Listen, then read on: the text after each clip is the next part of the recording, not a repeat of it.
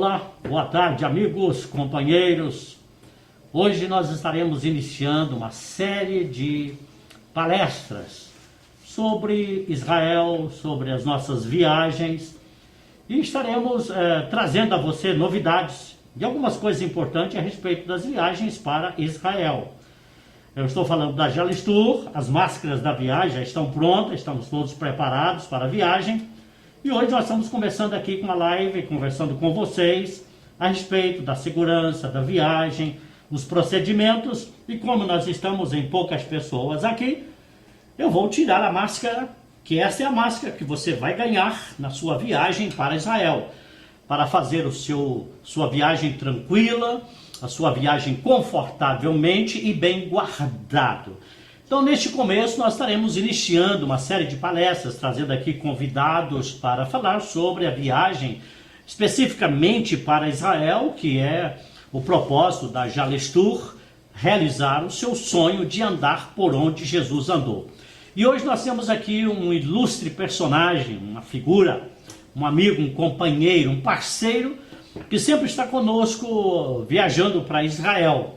Nós temos aqui conosco hoje o irmão Gilberto, professor Gilberto. Ele é licenciado em matemática pela Univille de Santa Catarina, é graduado também em teologia pela Faculdade Evangélica Fé, é pós-graduado em aconselhamento em teologia bíblica pela ESTE, ou assessoria bíblica, é professor da escola dominical, capitão reformado do Exército, já viajou o Brasil todo, já viajou para Israel 3 vezes, já viajou para Paris 3 vezes, já viajou para a Turquia, 7 igrejas, já viajou para a Grécia, já viajou para a Suíça, já esteve em Genebra.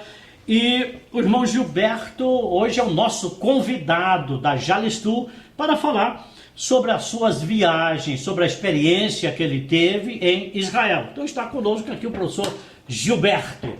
Professor Gilberto, qual foi a sua experiência, a sua primeira impressão quando o senhor pisou pela primeira vez na terra de Jesus, em Jerusalém?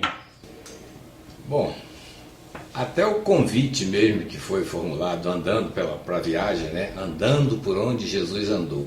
Isso aí já sugere para a gente algo maravilhoso, né? A gente poder colocar os pés na mesma terra que Jesus colocou, que Jesus andou quando esteve conosco. Isso realmente move um pouco da imaginação da gente e inspira a gente na hora da viagem, né? Há muitos locais lá em Jerusalém que eu gosto muito de estar.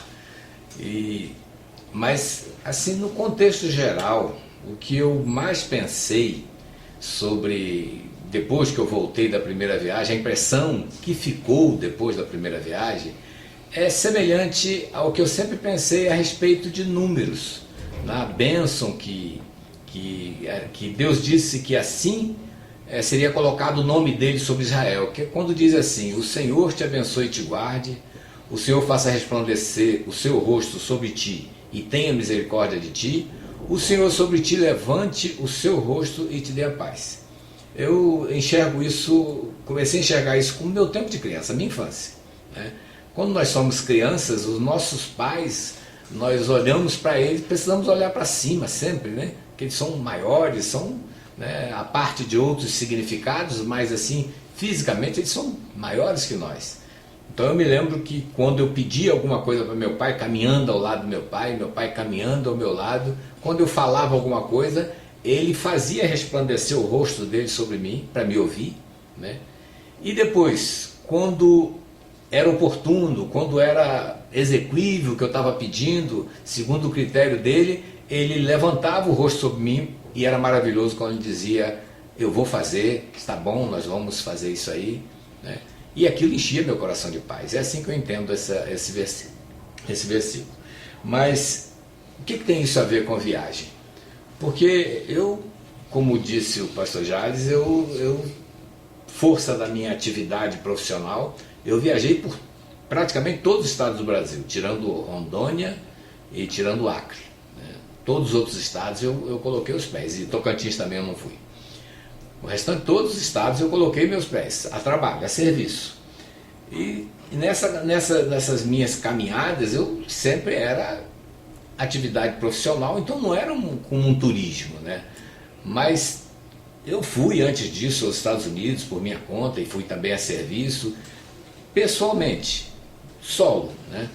Mas nessa viagem, nessa primeira viagem a Israel, foi a primeira viagem também em grupo. Eu nunca tinha feito viagem em grupo. E a coisa que mais me marcou, que eu senti assim que foi mais importante na viagem, foi o fato de eu me sentir como criança. Eu não tinha que me preocupar quando chegava em algum evento de adquirir entrada para nenhum sítio arqueológico lá, ou então para nenhum estabelecimento, algum museu, nada disso. Eu era chamado para comparecer na bilheteria. Só era pedido para eu esperar, e eu esperava, como eu esperava lá na minha infância, né? Eu me reporto sempre à minha infância, e depois nós tínhamos acesso aos mais diversos locais. E com isso na cabeça, isso foi a impressão, aliás, que ficou para mim dessa viagem, da primeira viagem, né? Foi muito boa porque eu não precisei fazer nada, né? Eu só cumpri as coisas, recomendações que eu recebi aqui antes de partir. Obedeci piamente todas as orientações e fiz uma excelente viagem. Foi maravilhoso entrar em Jerusalém, entrar primeiro em Israel, né? Nós entramos por Tel Aviv, né? Mas a nossa primeira visita mesmo foi lá em Jope. E depois de Jope, na casa do Simão, o curtidor, não é isso? E depois de Jope nós partimos para a região ali que foi o Monte de Elias. Isso, da Alta Galileia, Monte Carmelo. Né?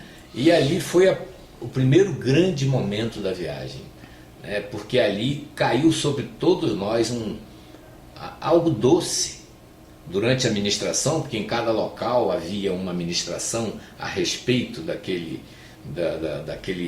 sítio ali, o que significava, como ele aparecia, né? Como ele aparece nas Escrituras, o que teria ocorrido ali.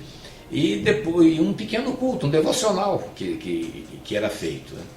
E com isso, no final, caiu sobre todos nós algo doce, uma doçura, todo mundo se emocionou de uma maneira maravilhosa. E eu saí daqui com um CD, botei no meu celular um CD de uma irmã de lá do Recife, que serviu ao Senhor conosco aqui em Brasília, um hino em particular, né? Um hino em particular que ela gravou, colocou naquele hino. Eu resolvi fazer daquele hino o hino daquela viagem. E foi muito, muito bom. Nós cantamos lá no Monte Carmelo, e depois lá na ceia, lá no parque, no Jardim do Túmulo, né? Aquele hino que diz: "Se isso não for amor". Eu sempre escolho ou um livro ou um hino para, nos momentos marcantes da minha vida, aquilo ali se agregar valor, né, àquele momento ali. E eu fui muito feliz, pela graça de Deus, nisso aí, porque até hoje, quando eu ouço esse hino, eu me reporto àqueles primeiros momentos da minha entrada lá na Terra Santa, lá em Israel. Foi algo muito maravilhoso.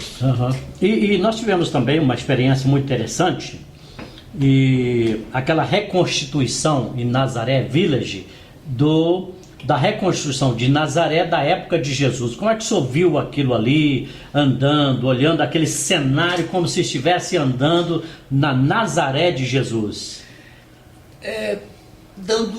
Colocando imagens vivas, próximas da realidade, daquilo que de alguma forma eu já imaginava. Porque a gente, quando ouve uma história, a gente constrói uma imagem na mente. E às vezes tem uns ajustes para fazer. E algumas imagens ficam assim não muito nítidas para nós.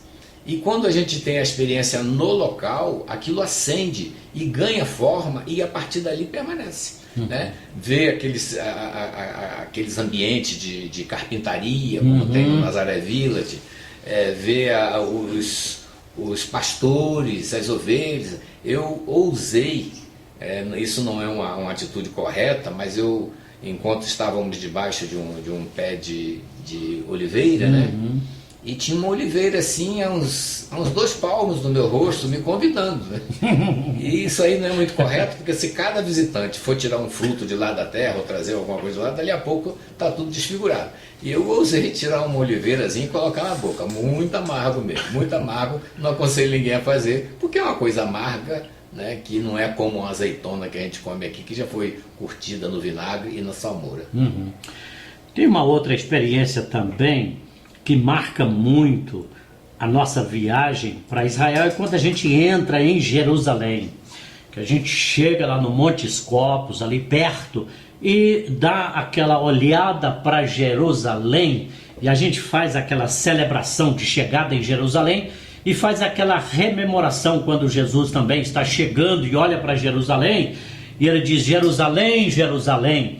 Então aquilo ali também é um momento muito marcante, né? A gente faz aquele lehaim, aquele brinde ali naquele momento, olhando para Jerusalém. Aquilo ali eu acho que não tem valor monetário que pague aquela experiência, né? Como é que o senhor sentiu ali naquele momento? Olha, quando a gente sai da Galileia e vai subindo, né, para Jerusalém, realmente é algo tocante. Quando a gente começa a aproximar, ver as primeiras luzes da cidade, é algo marcante mesmo.